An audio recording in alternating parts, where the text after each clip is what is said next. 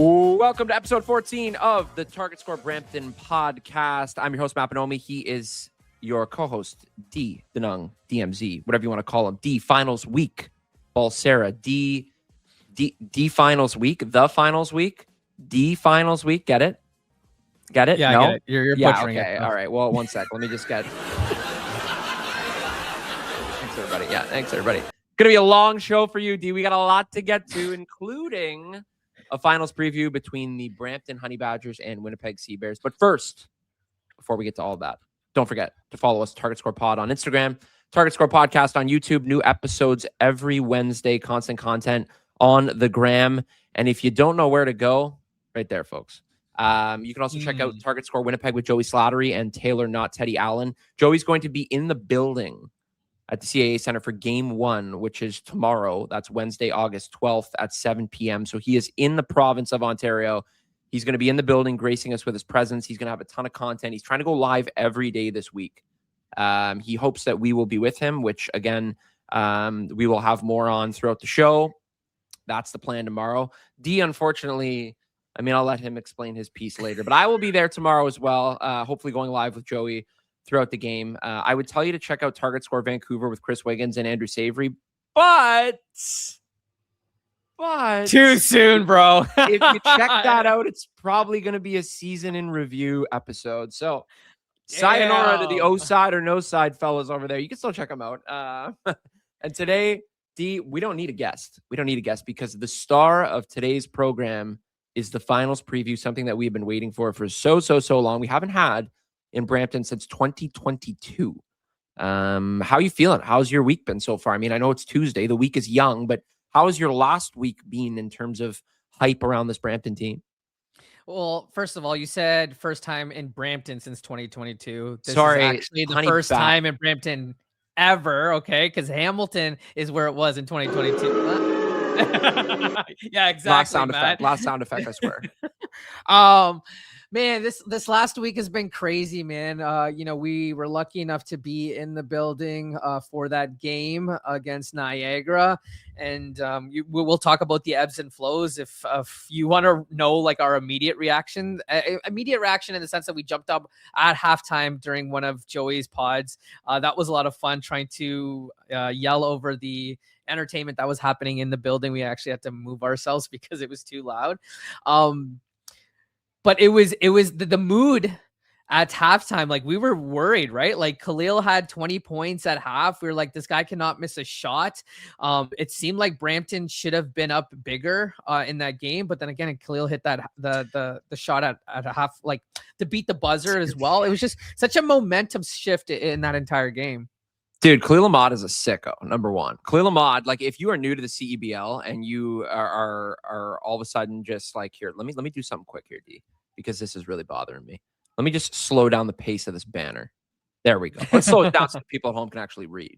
Khalil Ahmad is a sicko, dude. Like some of the shots he was hitting, like the woman that was sitting beside us courtside, every time he would hit a shot, I would hear, oh.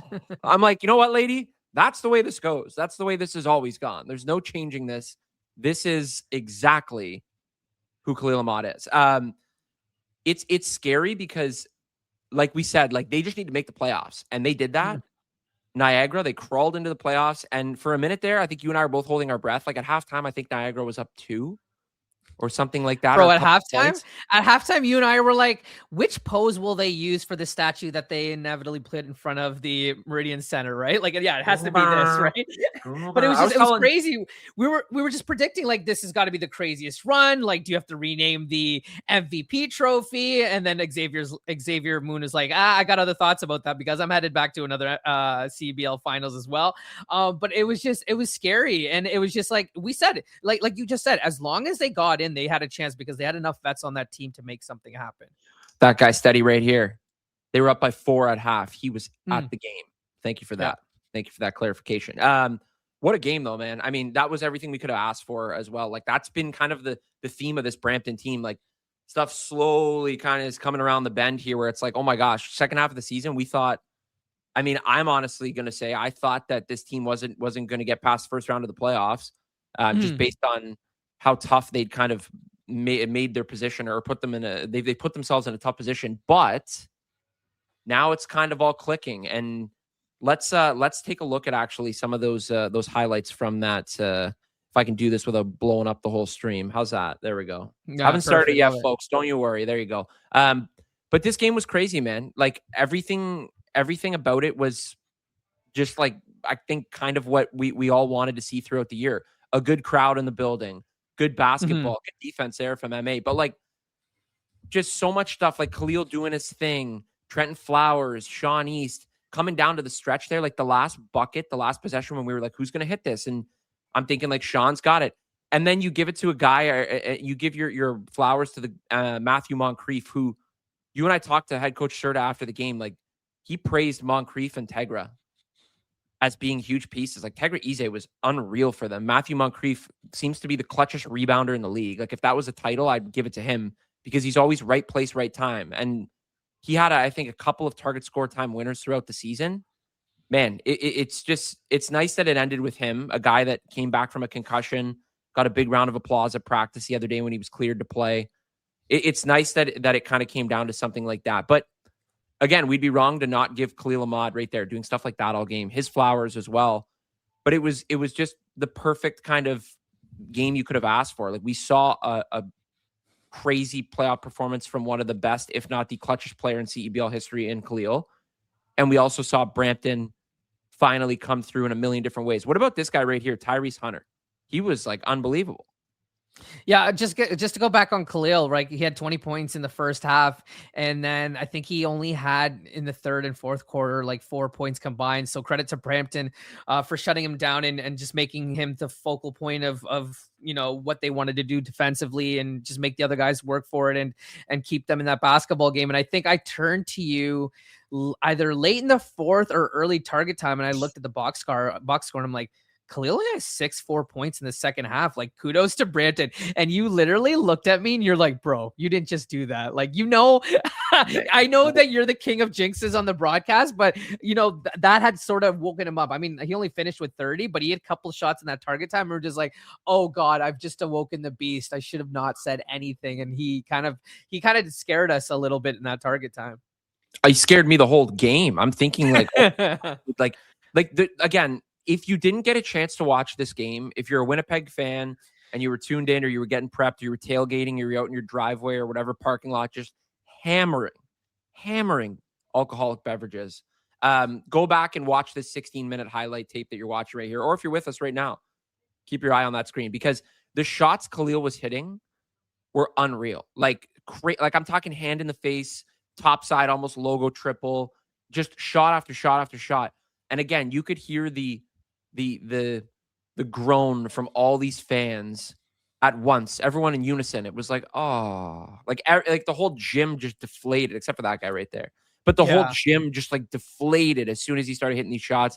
Kimball McKenzie was feeling himself, but then Brampton started to wake up, got some good stops. Trenton Flowers was at the head of that beast too. I mean, that guy balled out. That's why they brought him in. He said to us on the podcast, maybe a month ago when we had him on, that when we have to actually ask him about this, when we make the playoffs, I'm going to do something like dye my hair. And I think when he said, when we win it all, I'm going to like put cornrows or dye my hair. So he said something like crazy like that. So you're talking about Trent Flowers, right? Yeah. Thanks to Hunter. My bad. Yeah. He said he was going to color his hair. You're right. Yeah. I think I might do mine too. You should too. Frosted tip. You're a Timberlake guy. Frosted tips. But it was just a nice, like all the pieces clicked for Brampton. And we've seen that a couple of times this season, but to beat a team that had so much momentum, it just makes you more excited for a team like there's that Khalil shot, man. Like, what are we doing here? Like, well, you haven't even mentioned the fact that he went to the line 12 times, right? Like, and that's just kind of been all the Achilles heel of any team that's been trying to guard him, is trying to prevent him from drawing fouls and getting to the line and converting, right? He went 11 for 12. The guy doesn't miss from the free throw line. And there were a couple times where we were just sitting there and just like, how does he just constantly get these calls? And there weren't like too many bad calls. Like, he definitely earned them. But it's also the respect of the whistle and the respect that he's garnered from the refs, that they're always looking for that as well. The guy's just an absolute warrior. But on the other side, you're talking about Tyrese Hunter, 17 points, 5 from 6 from 3, which is something I'm going to want to talk about. But the biggest one obviously being, I mean, I don't want to spoil it in case no one's seen the highlights yet, but if if you live under a rock, it's been all over social, and obviously the game winner that he hit to end the game. But Tyree, like like this whole revolving door, what ifs, right? Like Roddy doesn't get suspended, and he's the one that's playing in that game against Ottawa. Like, how do I, and not to take away anything from Roddy. Roddy's been an absolute stud in his time that he's played. He played 5 games, started the last 4, was averaging 13 points. Trenton Flowers made an effort to point him out in my conversation with him and said, like, yeah, we can talk about me and Sean, but Roddy's kind of been the real star of this, right? Like anytime we've been down, he's kind of just put his head down and got his baskets when we needed it and sort of turned the momentum. And I've told you so many times, he's rebound the basketball, or somebody's rebounded the basketball, given it to him, and he just darts down the court and he makes a decision for himself, and pretty usually a good one. And so it's crazy to think if the suspensions, if none of this had happened, like, do we even have Tyrese Hunter on this team? And Tyrese has just been so big for us. We've already talked on the broadcast about how well Tyrese Hunter played against Ottawa in all 4 of those games that they played against Ottawa, where they swept the season series, and he's just been able to parlay that over. And he left the team because he also had injuries that he was nursing and he was trying to get better for. But when the phone call was made that they needed him, he got up and he just absolutely balled out, and he's a huge reason why we're in the finals. Yeah, and I think like the crazy part about him too is this isn't a guy that like just popped out of nowhere. Oh, there's the scuba. Oh my God. Okay, look at this shot, man. I'm like stuck watching these. Like like Tyrese is in his face. Yeah. And he still hits that. The thing that's amazing about Tyrese Hunter is, again, he was at home with that or that foot injury. And he came back, and it's not like he saw like 10 minutes of gameplay or something. Like he started the game. He was getting significant minutes. All these highlights we're watching, he's on the court, which makes you think like, man, this guy was a big part of this team. And I think one of the things in the CEBL that may confuse people is when guys get released or when guys get put on practice squads, whatever, maybe it's not because they're not good enough. It's because of roster moves or space or things like that. And in this case, it's having to play a Canadian as well in the court at all times. Yeah, like, the import there's little things like that. And I think one of the things that maybe confused people about Tyrese that like I talked to was like, oh, is he not good enough? And we're like, well, no, he's not good enough. It's just the fact that he's injured and the spots, like they need someone to play now kind of thing. So having him come back healthy is crazy. We got word earlier this morning that he will be playing. So he's staying on the roster. Roddy Peters is also coming back. So he served his 2-game suspension after the old scuffle. And I loved what you did in that recap show we did the other day. When I'm opening it up, I'm like, oh man, if you miss it, you're like, yeah, you're doing the old, like, the low punches. Street Fighter. Someone's already knocked you out by then. But Roddy Peters will be back in the lineup after serving the 2-game suspension, French for suspension. And Tyrese Hunter will also be in the lineup. So they're going to coexist. So we wonder where the minutes will get chopped there. I mean, we have some ideas, but I think both of those guys, like we just said, based on the last performance or last couple of performances from Tyrese, and like you said, Roddy, double-digit points in every game he's played in this season, those guys need to be in the lineup. Yeah, and you and I discussed this when we're watching the game, but looking at the box score at halftime, I'm like, oh, Serta's really shortening his lineup, right? He's only, in this game, he had 7 players play over 20 minutes, and 2 of them went over 30 minutes, and that was East and Flowers. And that's not going to change. That's probably going to get even tighter when it comes to the finals, right? And Serta wanting to go with his best guys.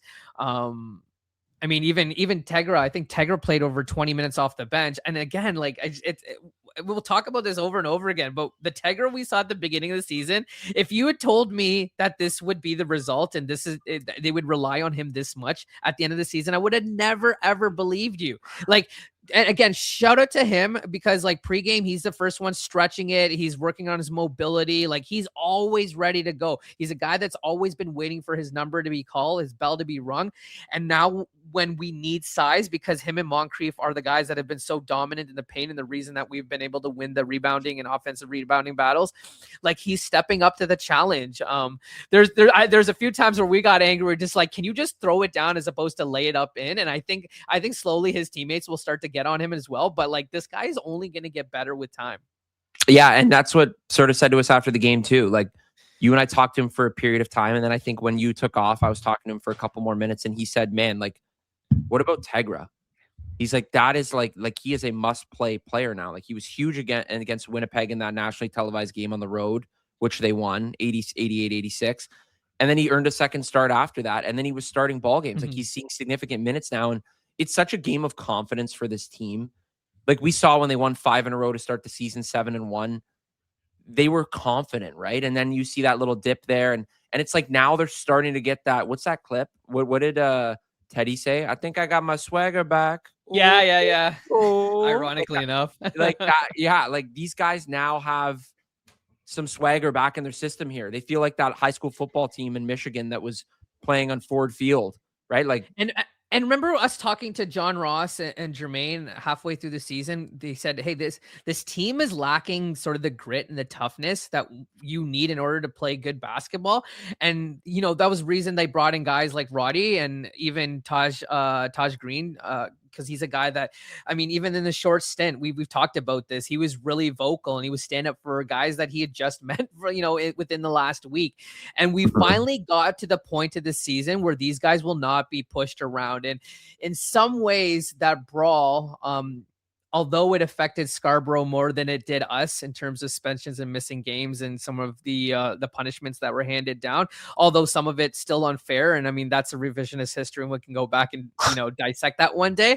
But it's crazy that game has seemed to like brought these guys together and made them more of a cohesive unit. And it seems like these guys are willing to, catch strays for one another. And it's wild how that's become a blessing in disguise. And that's the reason we're talking about these guys in the finals right now. One day, CEBL historians will go back to the table.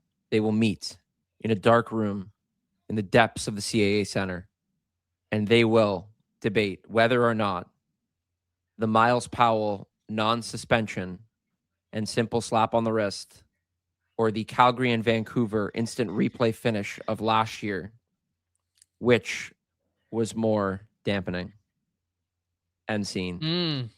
End scene, yeah. I know that's actually a great debate. Which one was more man, I think we were looking for like obviously the Vancouver and Calgary thing was crazy. I mean, we're in playoffs, so we're talking about playoff stuff anyway, and just touching on the past here quick. Playoffs? We're talking about playoffs? The Powell thing, they just tossed the championship away in my mind. Like, they just blew the whole thing. Like, Miles Powell played. I get that. But, like, I'm talking about the Miles Powell thing of not having his go-to guys. Like, Frank Mitchell, those guys are inseparable. They're, like, the best duo in the league. I think if Scarborough wins the whole thing, when you're looking back and comparing all the seasons, like, you could make a debate they had the most perfect season, right? We were talking to S about this, who was sideline for the national game, close friend of ours, my former CBL Weekly teammate. We were saying that, like, to some voters, like, that may have put a stain on how they swayed their votes and how they decided to hand out some of the hardware. So it wasn't just, impactful in the sense that, like, they weren't able to go as far as they had hoped for in the playoffs. But I also think when it comes to accolades and rewarding some of the players, I think some of them may have jeopardized their chances, which puts a further stain on their season, which really sucks. Let me just do something here. Pull up a comment here. Yeah. This is a Brampton podcast, CFL Clement. Hey, be careful. That's Jimmy's boy. I don't want is it? Yeah, I don't want you to get all. Listen, we have nothing against Winnipeg. We've made that clear. Yeah. I'm not saying you're not going to get slander from us. We will make fun of Joey, but we will not make fun of Sea-Bears fans. I made a joke about smoking that Winnipeg pack. We're gonna go back here, look at the winner here. Yeah, let's break this down, man. Like, this is crazy. I you know what? I wish we would have talked to Serta about what he drew up here. In terms of the final play and him pulling up and hitting that shot. But I just, like, again, ballsy, right? Like, we always know that East wants to be the guy, and East tries to, create for himself and try to, he wants that ownness and he wants to be able to hit that. But Tyrese, just, oh my God. Like, I've seen him from every angle, and it's not like he had a clean shot. Like, Khalil played great defense. But man, the celebration after is something I'll never forget. That's going to be certainly a core memory for me. Favorite part of this whole thing, I mean, you can't really see it in there. But the favorite part of the whole thing is team CEO Al Whitley running on the court. He's fired up with Leonard. And Leonard Asper, man. What do we have music going here? What's going on? What is Joey in here now? Get this music off. I can't hear What's music. Playing? It's just I got Joey's podcast playing in the background. That's what happens. He's trying to infiltrate the system here, man. Get this. Winnipeg's trying to take over. Get this garbage out of there. We got Teal Party, guard the den. Jeez. What's going on here? Get this out of here, honey, man. Stand up. Let's get in the comments here, folks. Yeah, we have the Asper Bowl. You should highlight that comment. That was the first thing I said to Leonard. I'm like, we got the Brother Bowl. Like, this is sick. Well, we did the brother graphic earlier this year on the broadcast, but when they played each other, and we'd asked Leonard about that before. And I remember asking him, I think last year, and he said, I just want to beat my brother. Like, I just want to win. And I'm like, yeah, I mean, that like, it felt good to beat my brother. And he goes, oh yeah, I got to get him on the Leonard is the younger brother. I'm not answering. I don't know. I don't know. Okay. I feel like answering. I'll say yes. I'll say yes. I'll say yes. Think so yeah. I would think so too. Maybe. Oh wow, here we go. All right, the Real Target podcast. I don't think he's talking about us, Matt. So no, I don't think so either. I don't think so either. Joey's on a plane right now on his way to Ontario, so I don't want to answer on behalf of Joey. We're trying to pay the bills here for the podcast. Okay, we're just doing our job. But I will. Target Score Winnipeg is the real. Okay, all right. Roast hour. Anybody else got any more chirps? Anything else? We want me to pull out the boo again? I can do that. Well, look, Winnipeg folks, you're gonna get your business right here. I'm gonna click play on this window to the right. But first, before I hit play on this window to the right, D, we got to take a look at something. Yes. Yeah. I mean, Matt, so you got to tell me, how did it feel to watch this game courtside as a fan? And like, it's funny because I asked you, is it muscle memory for you to kind of do the calls in your head as you're watching this game? I mean, you're a real talker during games, so I don't know how you have the capacity to do both, but what was it like to watch this game from courtside and to be so close to the bench? Man, it was cool. Like, there's Brandon Moon too, like right in front of us. The ladies to the right of us, they were into it. The guy behind them was into it. I mean, we were into it. It's nice to finally watch a game as a fan, but it's like sports, man. It's like, you would know this too. You watch a game and then you start to think of like storylines in your head, or like plays that are going on, or like how someone's performing. And I almost I turned to you and like, I feel like everything we said to each other, nothing was like, yeah, man, what are you doing after the game? Everything was like, man, what is this guy doing? Like, why are they not playing him? Like, we need to hit a shot. Like, so you're invested in it. And that's the fun part of it. But being beside the bench, shout out to Elias, the guy that runs the show in Brampton. And he hooked us up with those tickets, which, I mean, again, great seats, ton of fun. You're right by the bench. We had the Serta Boys t-shirt on there, head coach Serta to the right of us. But it was fun to be engaged. Like, you're into it, man. You're on the floor. And again, for those that haven't been to a CEBL game, a CEBL game, sorry. If you ever get a chance to sit on the floor, it's an insanely fun atmosphere. I know the guys in Winnipeg, Joey rants and raves about, oh, here we go. Pull it up. D Unbelievable. Man, that's why Joey's okay. All right. That's fair. I'm not going to challenge these comments. I mean, I could bring Joey in. Hey, if you if Joey's your goat, the bar's pretty damn low, so I'm okay to be called cringe. Get this one back up. We need good vibes in here, man. We need good vibes. Yeah, exactly. Get that guy steady back in. But it was nice. It was fun, and that's what makes me excited about Winnipeg, man. I heard a little rumor that Winnipeg has a ton of fans and folks coming to this game 1 tomorrow at the CAA Center. They'll be sitting pretty close to the action, so I hear. But that's what makes me excited to watch the games. Like, you may be going to Winnipeg as well. That's still up in the air, but it's exciting to see the atmosphere that they have there. And like you and I said, man, I'm going to start running these highlights from this Vancouver and Winnipeg game. But the thing that was so cool about this final, like we said, is it's a win-win for the league. Like, Winnipeg fans are the best fans in the league, in my opinion. They show out. They're at every game. They sell out. Joey said maybe upwards to over 12,000 people at these games. But they deserve something, right? Like Joey said to us, they'd never won a playoff game at home. And now all of a sudden they're in the finals. Mm-hmm. Good fan bases deserve good things. Brampton, the same thing. Like, there are people that have been dragged through the mud the last couple of years with this team that things haven't been good. So this is a win-win for the league. I mean, Winnipeg gets what they want, and they finally deserve a packed house, potentially 2 games at home in the finals where you can maximize the entertainment value, all that stuff. And Brampton also finally gets rewarded for putting together a darn good team after a kind of a second half slump there. And the fans there too love it. So, I mean, that's the thing, right? Like, it's a win-win for the league. It's a win-win for both fan bases. And I think no matter who picks up the dub in this series, I would say as a fan of the CEBL, I think everybody kind of goes home happy because both teams have gone further than I mean, this is the furthest Winnipeg's ever gone, but for Brampton, the furthest they've gone since 2022, right? Mm-hmm. No, I think I'm envious of guys like Joey S, Peter, Javon, Donovan, all the guys that are going to be on the broadcast calling this game, because the storylines are just everywhere, right? You got a Brampton team that started 7-1, got punched in the face a lot in the middle part of the season. Roster had to be stitched continuously, trying to adjust. A flower bloomed with Trenton, who came out of nowhere. We were waiting on Jameer Nelson all year. And we were fortunate enough to fill the gap in the voids left by him. And he unfortunately never showed up, but we still have put together a roster that is fitting for a CEBL finals. And then on the other side, Winnipeg was, touted as one of the favorites. Xavier Moon making his triumphant return. Teddy Allen and him, the idea of them together, scary and living up to its billing.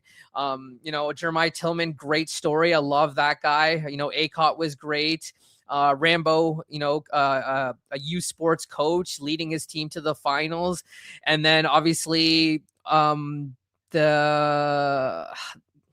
the things that happened at the end of the season for the Sea Bears, unfortunately, right? Not having Teddy for this finals run, because he certainly would be very, very impactful, and not Tillman not being there, Acott not being there, and still rallying their troops together. Rambo doing his job, and like I feel so validated having him on my Coach of the Year ballot.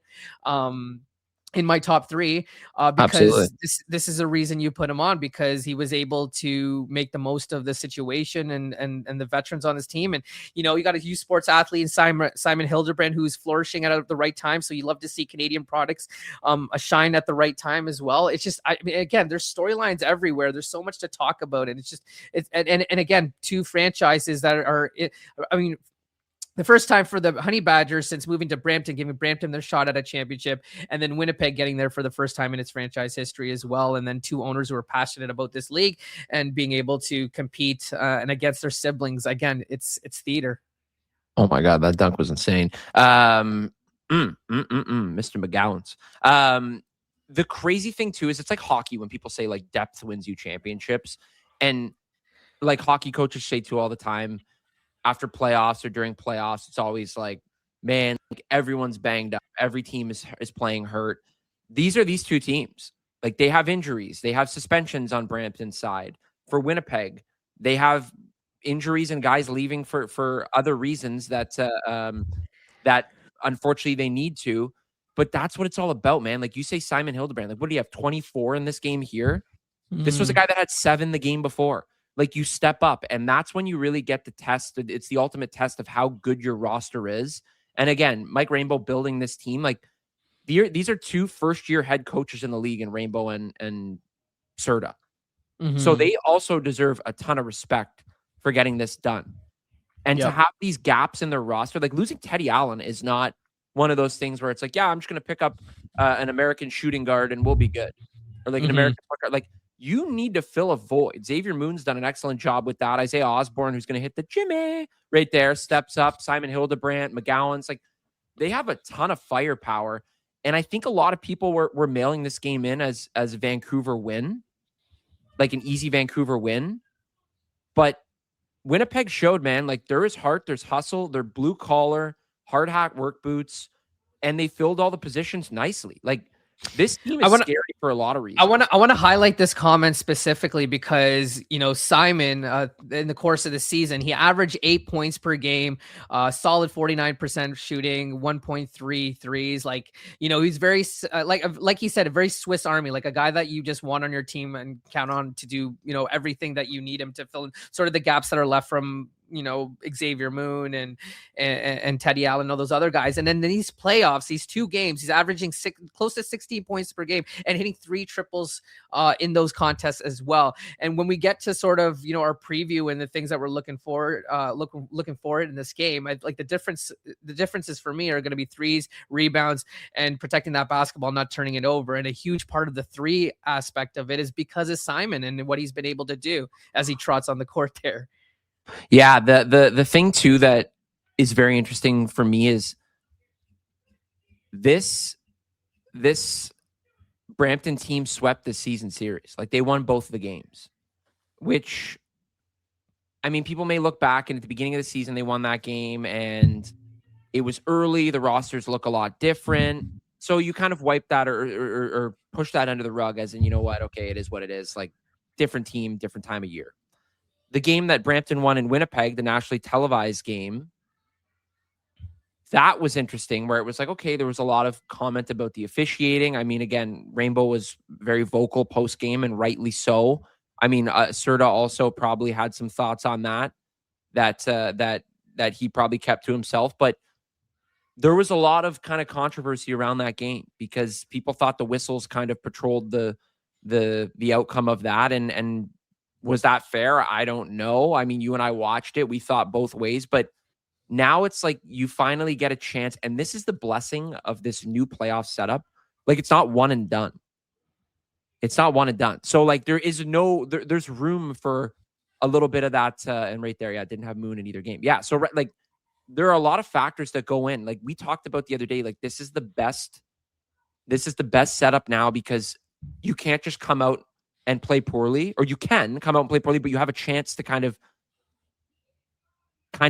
make up for it next game. And it's tough because it's 1 and then 2, or one game on the road and then 2 at home for at least Winnipeg.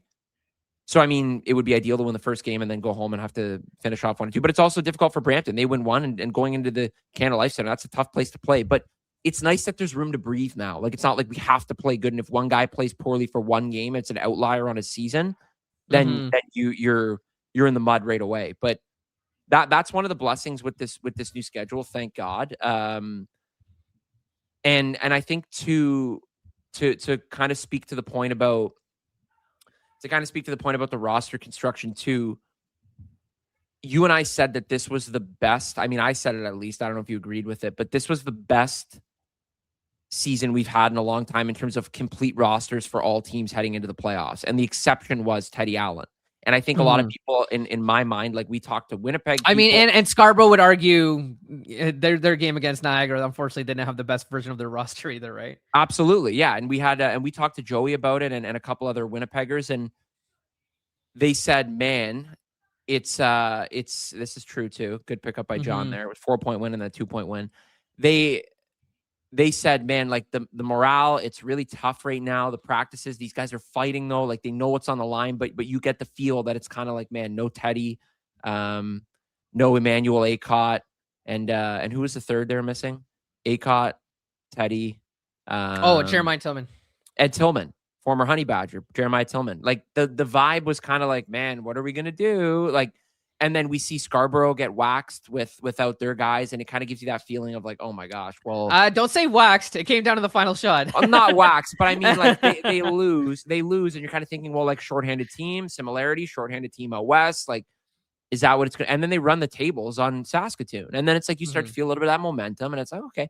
Same with Brampton. Like people tagged Ottawa as the team to beat Brampton in that Eastern semifinals.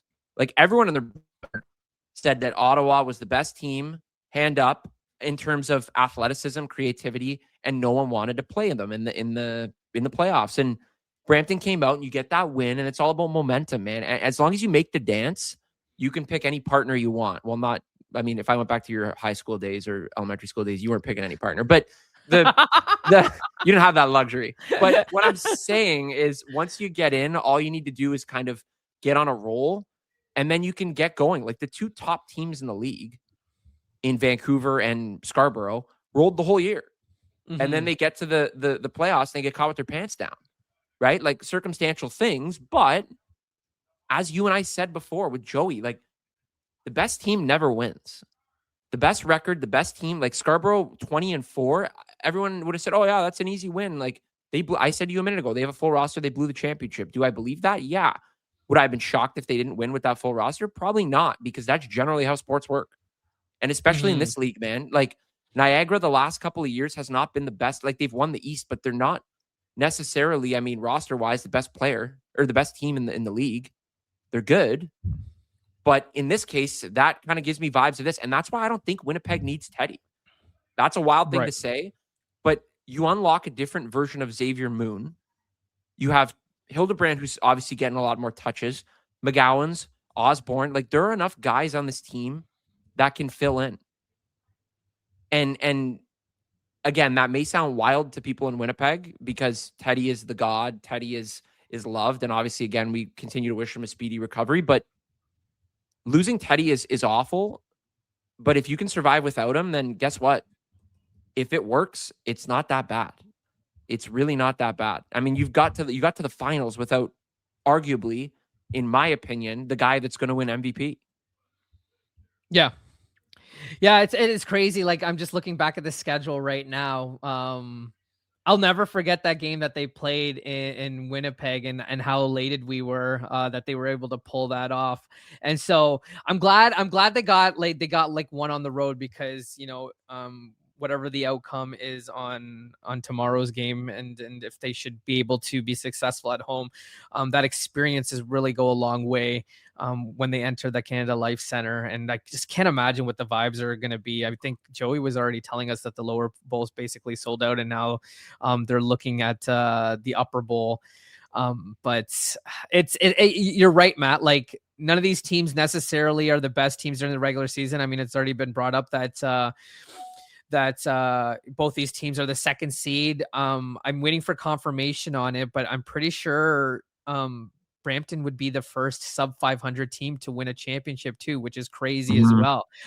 But this team has earned through these last two games and the roster that they've put out, like they don't look like a sub 500 team. I think if they had a chance to run the whole season with this roster, they would definitely look better than their record shows. Because we're talking about this or we're showing highlights from this Winnipeg-Vancouver game, I wanted to bring up this comment from John. What do you guys think about Vancouver? Creek only playing 3 games and coming in late, and then Julius taking the bench back in the playoffs. How about we stir up a little controversy soup here, D? The Creek thing, I don't know about you, I'm fine with. He needs to be on the active roster for 5 games. He needs to appear, I think it was for more than a minute in 3 of those games in order to be considered playoff eligible. I'm fine with that because a ton of guys do that. Enough in the past where we've seen it where it's like, these guys are coming in for reinforcements. Second part of the question, Julius taking the bench back in the playoffs. What do you think of that? I'm kind of 50-50 on that. I mean, I want to say not upset, but I am more in my feels for I gotta figure out how to word this. I would say I feel sympathetic. I feel more sympathetic for Rans Brempong than I do the team losing, because Ransford came in as the assistant coach, took over as interim head coach, and did a great job of leading this team to the Western Conference finals, to the Western Conference title. Freudian slip. Western Conference title, and then it's kind of like, okay, well, you did your job, but now Kyle's going to come in and do that. And Kyle Julius, again, is an accomplished head coach. I mean, there's nothing there that would lead you to say, well, he shouldn't be coaching this team. But it just makes me feel bad for Rams who came in and did the job. And then now it's like, okay, well, by the way, you're now back on the seat to the left of me and I'm going to run the show. But I mean, Kyle is still the general manager. I didn't know that was happening. Did you know this was happening? I had no idea. I think I agree with you that the whole Mitch Creek thing, like it's just what's the word I'm looking for? It's one of the things that, it's in the rule book and you're able to do it. So do it. Right. And Mitch won an MVP last year. And I think he's earned the right and the respect of his teammates to come in when he did and play for this team. It just obviously sucks for opposing teams because now that's something you got a game plan for that you didn't anticipate. With the Julius, like, It's tough. It really is, because Kyle has also earned the right to be able to do that. Like, if you told me, what is the Spurs coach right now? God, ask me right now. Yeah, look it up right now. But the current coach, who's done a fantastic Mitch job, Johnson. yeah, Mitch Johnson. If you told me Mitch Johnson had to coach, halfway through the year, and then Popovich was going to come in, like, that's like, you just do it, right? Because it's Popovich. Yeah. He's a GOAT. And like, you kind of just got to look at the history of Kyle. And I know there's some people in Vancouver that won't agree with me, but there's just like, with Kyle and the history of this league and how long he's been with the franchise, he's kind of earned the right. And those are his guys as well. Like, we know that Mitch Creek would run through a wall through his coach, and we've heard him stand up for his coach, during shitty times. And so it's really tough. It's a tough decision and a tough position to be in. But ultimately, like, again, I think he's just earned the right to be able to do that. Yeah, it's a tough one. I mean, I think it kind of comes back up to this comment right here. Not to get too deep into the league office stuff, because let's hope so. But yeah, I would say yes. I mean, I certainly think there needs to be a commissioner in this league. I mean, we were treated to how many years of Mike Morreale, who was front and center, who always answered the bell. He was the guy that basically would always show face when things were happening, that kind of deal. And I will say, like, I think you do need someone like that to patrol things as well, right? Like a situation that happened in Scarborough recently. Like, someone's got to answer the bell and get in there to kind of understand how. Sorry, I'm trying to line up another video here for you. But to understand how things work and why things are happening and the reasoning behind things. And I think that's like things like this coaching thing and these decisions that are made would be policed in a different way, maybe. I mean, a commissioner is the face of your league. I mean, you need a commissioner. There's no doubt about that. That's generally how that works. I would say, though, the tough part is you can't. I think it's very hard to bring a commissioner in the middle of the year. Oh yeah, no, this has to be an off-season thing, right? Like, I think whoever comes in deserves the opportunity to have a full off-season to evaluate, look, and properly plan. Like, it's not fair to just bring someone halfway through the season and expect them to make big decisions like that. 100%. And I think you need to also, again, give this new regime that's running the league some grace, because there's a lot to do here. There's a lot to understand and to kind of digest as you're taking over the league. But at the same time, too, this is good. At the same time, too, I mean, you can't wait forever, right? Like, you need to have someone. And again, that's why when things go wrong, someone needs to pop up. Like, we talked about the suspensions in Scarborough and the suspensions in Brampton. I think one of the first things we said was, like, there needs to be a statement on this. Like, someone needs to release a statement saying the league is investigating and this and that. Like, you can't go radio silent for a day and a half. And when everybody's posting about it, people are curious about it. That's why I will commend Winnipeg very much for handling the Teddy stuff. Like, when the Teddy stuff happened, it was like, hey, we know what happened. This happened to Teddy. We're figuring it out. This and that. Aspirin rainbow with him at the hospital and this and that. Like, so there's transparency again, right? Not to go back down that rabbit hole, but the idea that I think there certainly needs to be a commissioner. It's definitely not Joey. I think we can all agree on that. As much as I would love to see him struggle in that position although Joey's tapped into the league enough where it's like, yeah, I could see him making some pretty big time decisions here.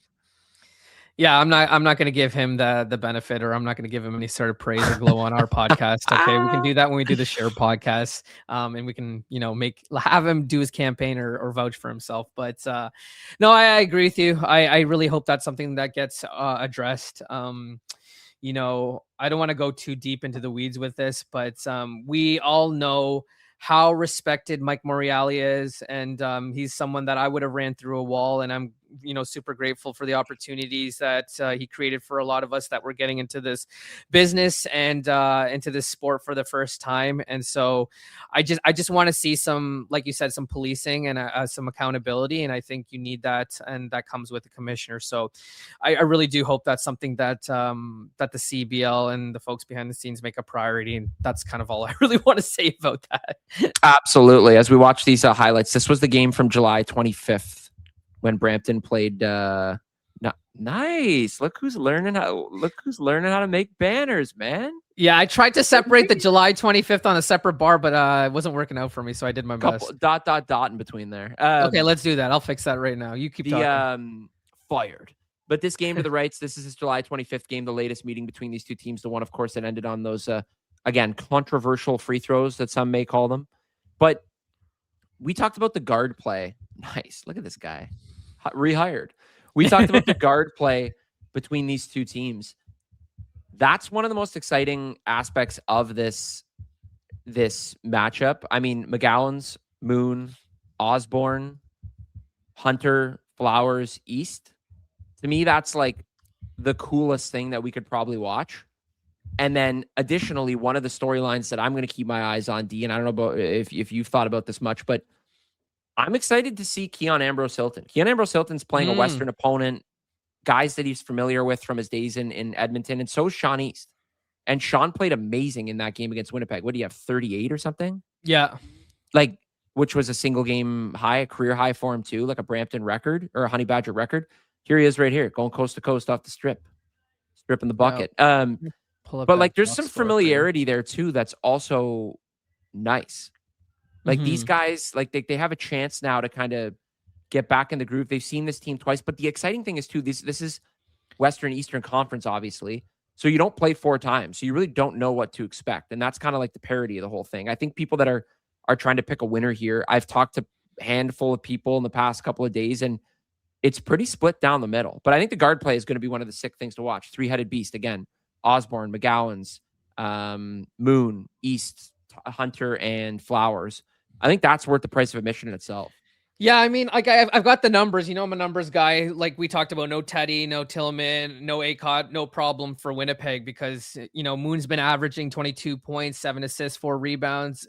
The really impressive stat for a guard, 0.5 turnovers. And we talked about how important Sean East was protecting that basketball against Ottawa. I think he had ultimately had 0. Right? We talked about how if your guards can make sure that there's no points off turnovers, there's no possessions going the other way, it proves vital and important. And you talked about the guard play in this game. That'll be really, really important. But it's all these role players that have stepped up since Teddy hasn't been here, right? Jelani Watson-Gale averaging 19 points on 54% shooting, the 4 triples. Trey McGowan, 58% from the field. Isaiah Osborne, who's been the bright spot for Winnipeg. I know Joey's been talking about it ad nauseum, but he's had, a brutal second half to the season after starting off really well. He's shooting 52% from the field. They're both averaging 16 points per game. Already talked about Hildebrand. The biggest thing for me, Matt, is in these 2 games, they're averaging 103 points in 2 games, shooting 49%. They're insane. Unfortunately, if you're Brampton, you're not going to win basketball games if you allow Winnipeg to do that. We've already talked about recipe for Brampton being successful, and it's keeping teams under 92 points, which they've managed to do in these victories as well, right? They held Niagara to 86 points in that last game as well. So that's going to be the big difference maker, is the fact that Winnipeg's offense somehow looks better than it did with Teddy Allen, but it's because they're moving and spreading the basketball, and these guys are actually getting the opportunity to put the basketball in the bucket. Yeah. Again, that's the thing that's perplexing to me. Like, you lose that guy right there, the potential MVP. Again, I will back him again. He was on my MVP ballot as the top guy, but me too. Full transparency. Yeah. Transparency here on the pod. You lose him and somehow you end up playing to the same or better level. That's just, again, a testament to how good this roster is built.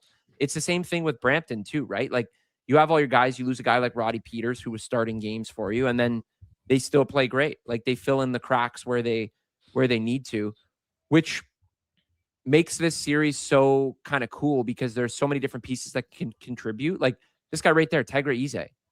like we said, having unreal games for Brampton now. Like that guy may drop 20 points in game 1 and have 10 rebounds. Like he could have had 20 points the other day. He missed a couple of layups. Like we said, we didn't slam him, but I mean, Osborne could drop 30. Like there's so many wild cards in this series that it makes it so much fun to try to predict, but also just to watch. Like I could watch these highlights all day, man. And you know what makes this so fascinating? Because for the first time we have a best 3. Like the coaching is going to be the biggest X factor here because it is now a chess match, right? First game, how do you just, what did you do well? What didn't you do well? What can you take advantage of the next game? How do you counterpunch in games 2 and 3? And so that's where it's like, in a one-off, it's a sour loss to take, right? Because it's like, frig, if I'd known these things, I would have adjusted accordingly and planned for this. And you've got 2 guys who are great brains of the game in Serta and Rainbow, sorry.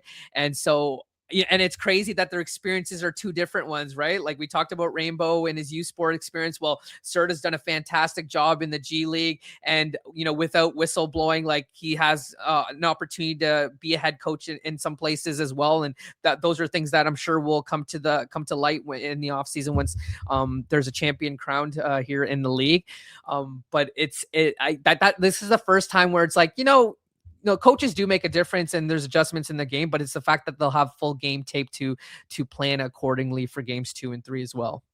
Are you guys coming to Winnipeg? Again, like we said off the top of the show, D potentially going. I am less than likely to go, but the good news is Joey will be here in Ontario with us. He's actually coming. He's literally on a flight right now. So he is joining us. I will be at the game tomorrow with Joey. I think he has a ton of fun stuff planned throughout the week for the Target Score Podcast Network.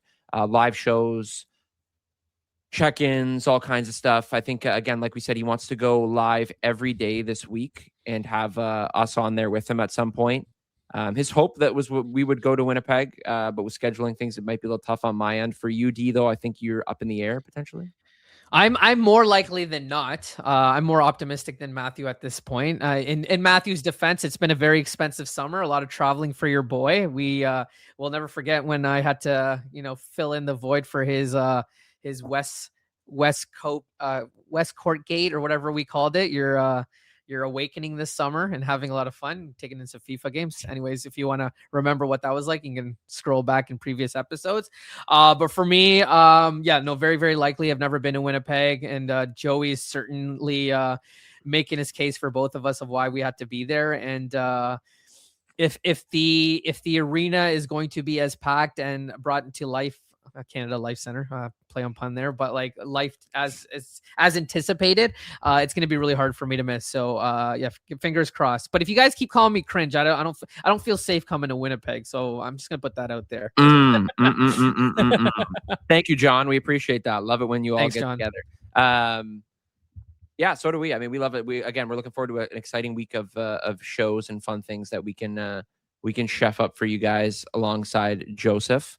And get the ball rolling on what should be an exciting series between 2 teams. That can I before we sort of wrap up here, there's just 3 things I want folks to look out for. 3 things. Your D. Let's call us your D's keys. All right, these are your D's keys for game 1. All right, so 3 the 3. I've already talked about it earlier in the podcast. Like, I think that the 3 things that we'll have to look out for are threes, rebounding, and protecting that basketball, making sure there are no turnovers. Winnipeg hitting close to 16 threes per game in this series versus their 10.8 during the regular season. Brampton only averaging 8.5. So I think we're going to see a lot of threes in this game. Against Vancouver, they went 18 from 34 against Van. So I really, really think Coach Rainbow and these CBRS players are really going to see if they can continue to shoot the way they have been. So perimeter defense is going to be really, really critical for Coach Serta and his staff. And then the rebounding battle. We've talked about how great the Brampton bigs have been. Moncrief averaging 10 rebounds per game.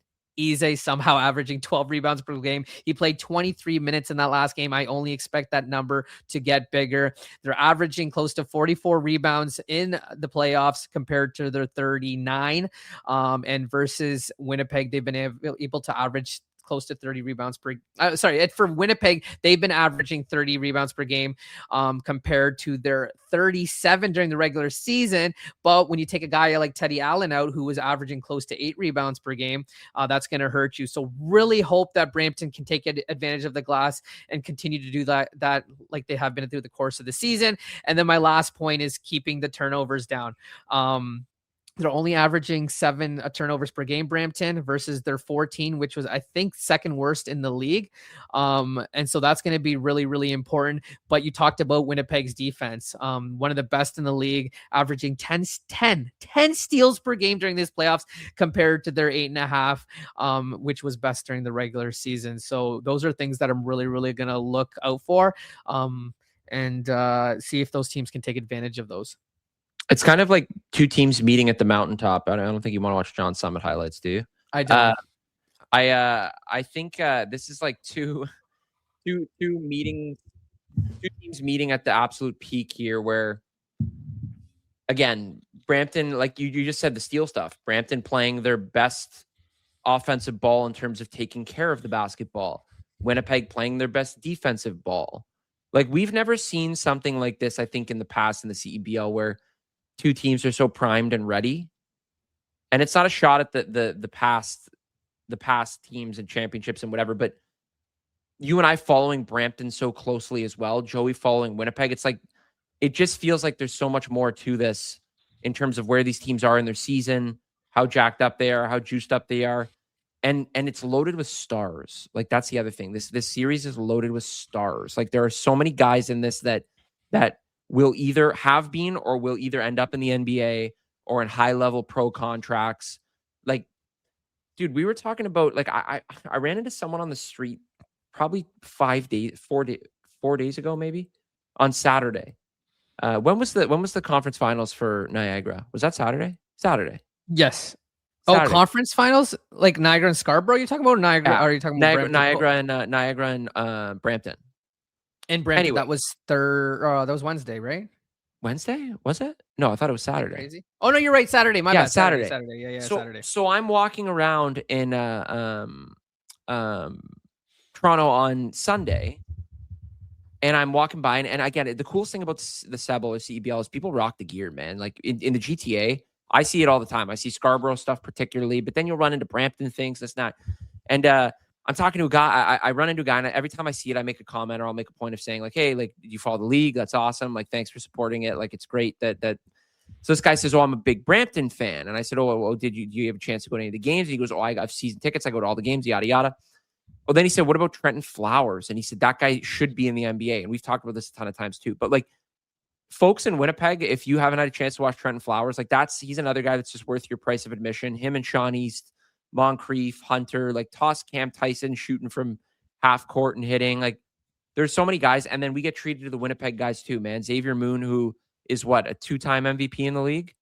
Like, Xavier Moon, Osborne, McGowan's, Hildebrand. Like, there's so many stars in this finals that, like I said earlier, it's really hard to find a loss in the series, no matter what the outcome is. And it's going to be fireworks. I think there's no real other way to put it, but like I just want the games to begin. Like, I want it to be tomorrow. I want this stuff to go and rip it. And here we go right here. Joey's been talking about Flowers since the weekend, big time. Like, this is a guy D and I are familiar with. Like, he had an injury, which, again, D, what was the story? Like, he sat out 6 months on the couch or something? Yeah, like I kind of, I'll get back to that point, but I want to latch into your bigger point here. It's, I think this finals and any finals and just through the course of the regular season, like, this is also an opportunity to celebrate, like, sort of the journeyman of the basketball world, right? These are guys that are still trying to prove themselves to get to the bigger level. And Trent Flowers, perfect example, was playing with the Clippers, was taking photos with Chris Paul on media day, like, future super bright. And then unfortunately hit with an incredibly shitty injury, sprained MCL, I want to say, in January, and his basketball plans and futures were halted. He's only 22, which is a scary thing. And so for this guy to come back, have a scare at Niagara with his knee, and we thought his season was over, and for him to come back, jeopardize his chances because he's fallen in love with this basketball staff, this team, and there's a bigger picture for him and a bigger prize at the end of this, and wanting to, put a crescendo on this season and win the championship. Like you can't help but want to celebrate that. And then on the other side, you got Xavier Moon.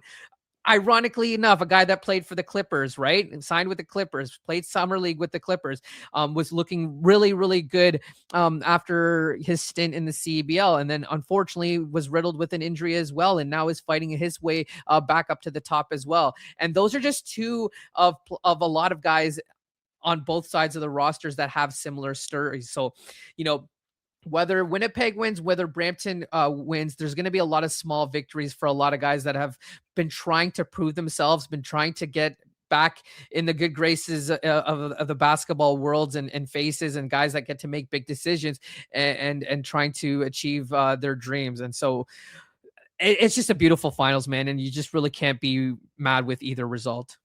Xavier Moon, 3-time CEBL Player of the Year, 3 years in a row. 2-time final MVP. That's why it's the X award now. Dude, that's great. I mean, we talked about the other day, man. If Khalil Ahmad pulled that off, we might have to name it the Khalil Ahmad Award. But I mean, different. It would be the Scuba Award. Yeah, the Scuba. Okay, D. Game 1 tomorrow night. You know what I'm going to ask you. I want that prediction, baby. I want that prediction. Give us your predictions in the chat. Give us your predictions in the chat. What do you think is going to happen? I have been 2 for 2 for Brampton during the course of these playoffs. I'm pretty sure you're 0 for 2, but you have a logic, right? Like reverse jinxing is your thing? Yeah, reverse jinxing is my thing. And it works out well. I mean, I had a video yesterday that I cut that I pulled up of me just jinxing Sean East. Let me see if I can find it. I don't think I have it on here, maybe. Anyways, I'll give you a prediction while you look for that.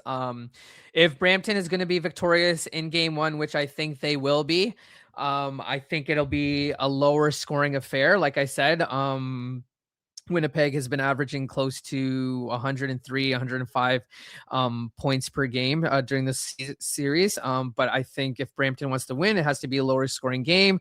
They'll have to contain the guards, and that's why I think they're going to win 94-87. Brampton 94-87. Yes. Brampton 94-87. Okay. I am going to reverse jinx this as usual.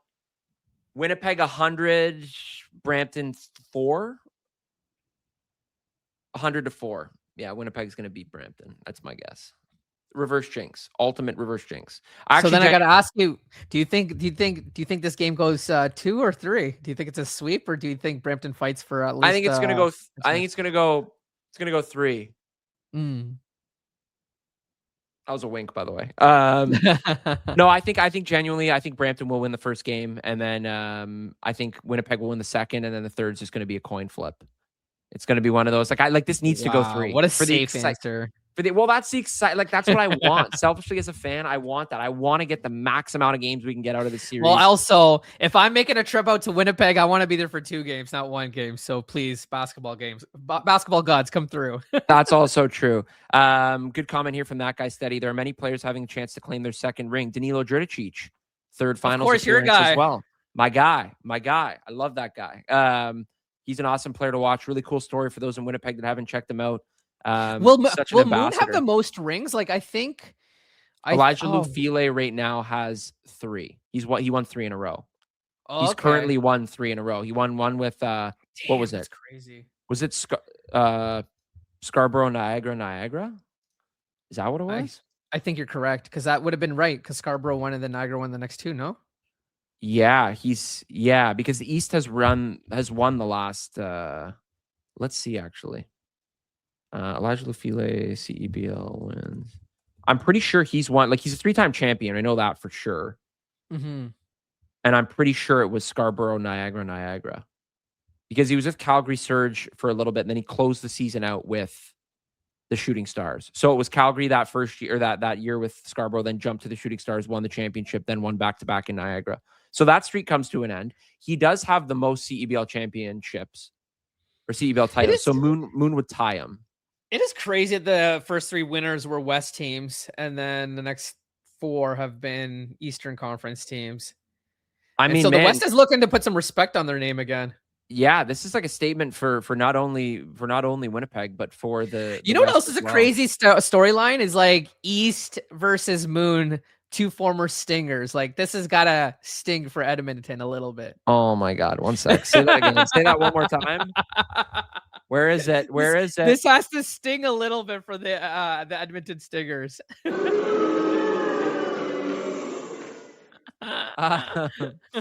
I mean that is true. I mean Edmonton's kind of been, I mean, since that 2020 and 2020 win back-to-back championships, they've kind of been off the map. Like there hasn't really been much going on in Edmonton. I don't know. I wouldn't go that far. I feel like they always are slept on in the playoffs, and Jordan Baker and company usually give the opposing teams a fight for their money. This year was a little harder because they didn't have the offensive firepower to keep up with some of these teams. But in the past, at least, like I think they've always kind of been in the mix. No, they have. Yeah, I just think like again, I don't want to sound like I'm being disrespectful to Edmonton, but I just never really picture them as like a must-watch team in the playoffs. Like I always think like they're in the playoffs, which is good.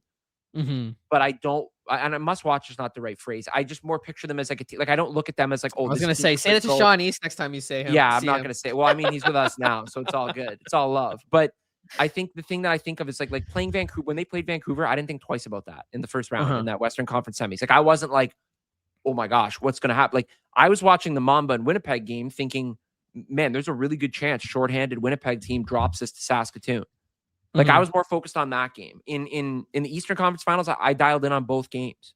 Like I want to watch those games. And again, it's nothing against Edmonton, but they just don't like they have good guys on that team. Like Tay Donald, I love watching. Nick Hornsby, I love watching. These are history makers in the league, but it's just something about like I love Jordan Baker too. Jordan Baker is one of the classiest dudes to ever grace this league, and whether he's coaching or playing. But the difference is, it's just like I just never really viewed them as like a crazy competitor in the playoffs, and I think the track record would probably tell you that as well lately. But I would also tell you I feel like that's by design. I think like Jordan likes to build all these all around teams as opposed to like, you know, I mean, again, Sean is kind of an anomaly. He was an MVP candidate. What was he, second to Mitch Creek last year? But no, I get your point. You are making sense. So 2022 lost in playing round, 23 quarterfinal, 24 quarterfinal, 25 playing round, 2026 this year lost in quarterfinal. Like, oh, fair enough. No, you're right then. Yep. So it's keep telling me I'm right. This is good. I like this segment, but it just ends up kind of being weird where it's like I hate to discount a team, but I just look at it differently. Where like this game, I wasn't looking at it and being like, I need to watch this. That to me was more like a whatever it may be, like what is Vancouver going to win by kind of vibe. Which ultimately again set the table for this crazy game. And then there was like a first half scare, right? I thought, remember we were all like, oh, is Edmonton actually going to win this thing? And then Chris Wiggins texted me like, welcome off the ledge kind of thing. Like this might be it. And then the other day when he texted me for the Winnipeg game, he was like, man, this is over. I'm like, it's literally over. That's why you're saying this. I'm like, you're not mailing this in. The game is literally over, which was it's a classic reverse jinx, right? Absolutely. Absolutely. All right. Okay. So that's going to do it for us. Again, big time shout out and thank you to everybody right here. John, thanks for letting the Seabears crowd in. We love the Seabears fans. We appreciate you guys for tuning in. As always, a ton of fun talking hoops with you guys. D and I are excited. We hope you're excited. I'm going to drop the banner here to give you a quick idea of where you can watch. Oh, wrong one. Where you can watch. And if you made it this far, you're just tuning in. This gets posted in the archives. You can hop in whenever and start the podcast properly and listen to the full conversation. And while you're at it, in the comments section, if me and Matt do decide to come to Winnipeg this weekend, let us know what we have to do and what we have to see. Because I'm going to be making the most out of my trip. So let us know in the comments after this thing's posted. I'd love to know. We are at your mercy. CBC, TSN, CBC Gem, TSN Plus, YouTube, and CEBL Plus. You can catch all the finals action. Again, game 1 tomorrow, August 12th, 7:00 p.m. Eastern time. Game 2 and 3, the 15th and 16th. That's Saturday and Sunday. both 3:30 p.m. starts Eastern time. Don't get your times mixed up. Please don't get your times mixed up, because then you're going to miss the games. Then you're not going to like us Eastern folks, and then it's going to be the end of it all. I got to figure out how to get the music going up here and end this stream. Listen, but anyway, no, it's okay. Before you do, listen, Joey did a PSA for Winnipeg. I'm putting one out for Brampton. There are tickets still available. And for God's sake, I swear, if that building is not packed with Brampton fans, for all those folks that have grown up in Brampton and, you know, you're a Brampton man still, and you carry your heart on your sleeve when it comes to Brampton, and you hate the disrespect, or the disrespect that's being put on your name in the city, like, come out and support this team. It's the one game in Brampton. Your team, your pro basketball team, is in the championship game. You should be in there. You should be making noise. And this is a team that you can get behind and be proud of. Look, I love to see it. I love to see it. There should be no blue at all. Okay. There should be no Zada blue at all. Get those tickets. This is really good. I hadn't been on this in like in a while. This is really good. Oh my gosh. Yes. I mean, $20. Yes. What do you spend what are you spending $20 on right now in the meantime? I'm literally going to go grab a coffee and a donut. It's going to cost me $20. I'd rather be at a Honey Badgers game. Amen. Amen. Amen. You can, hey, you first person to DM me on Instagram the color I'm thinking in my head, I'll buy 10 tickets to right here. 5 here, 5 here. You let me know. All right. Message me. I'll tell you Matt's favorite color. Really, don't tell him anything. Really good point, though, D. Again, get out, support your team, support your community, support your local franchise. And yeah, thanks everyone for tuning in. We had a ton of fun with you guys. We hope that we will see you for game 2 and 3. Again, D might be in the mix there. If not, one of us has to represent the podcast. I'm going to make it happen. It's going to be you. I'm starting the music early here. Okay. Thanks, everybody. Appreciate you guys. Don't forget to follow Sorry Score Podcast Network. I think you unplugged your mic. Again, follow along Joey Slattery throughout the week. A ton of cool content, live stuff.